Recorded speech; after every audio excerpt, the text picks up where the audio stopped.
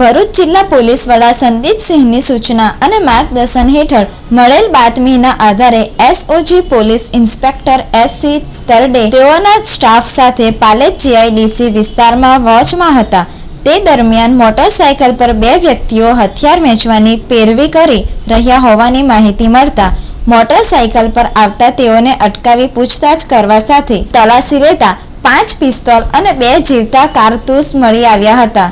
જિલ્લા પોલીસ વડા સંદીપસિંહે એસઓજી પોલીસની આ સફળતા અંગે માહિતી આપતા જણાવ્યું હતું કે હાલ વડોદરામાં રહેતા મૂળ કવાંટ તાલુકાના કસરવાવના લક્ષ્મણભાઈ રાઠવા તેમજ મધ્યપ્રદેશની મોટી વણખડના વિકાસ સાસટિયાની મોટરસાયકલ, મોબાઈલ, રોકડા રૂપિયા તેમજ પિસ્તોલ અને કારતૂસ મળી કુલ રૂપિયા 1,56,340ના મુદ્દામાલ સાથે અટકાયત કરી આર્મ્સ એક્ટ મુજબ ગુનો નોંધી તપાસ હાથ ધરી રિમાન્ડ મેળવવાની તજવીજ હાથ ધરી છે।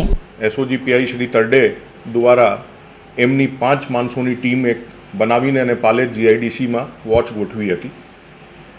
એ સમયમાં જ્યારે આ મોટરસાઇકલ ત્યાંથી ક્રોસ કરી એ મોટરસાઇકલને અટકાવવામાં આવ્યો, એમની પૂછપરછ કરવામાં આવી અને ઝડપી દરમિયાન એ લોકો પાસેથી આ દેશી બનાવટના અને ખૂબ સારી ક્વોલિટીના 5 જેટલા પિસ્ટલ અને 2 કારતૂસ જે છે રિકવર કરવામાં આવ્યા।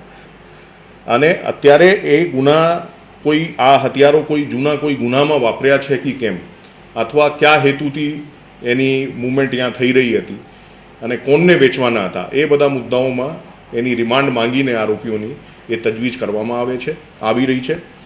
અત્યારે તાત્કાલિક એક ટીમ ત્રીજા જે વોન્ટેડ આરોપી છે એને શોધવા માટે પણ એસઓજી તરફથી રવાના કરવામાં આવી છે અને અમને ઉમ્મીદ છે કે ટૂંક સમયમાં એ આરોપીને પણ અમે ધરપકડ કરી લેશું અને આ સુંદર કામગીરી કરવા બદલ હું એસઓજી ટીમને અભિનંદન પાઠવું છું।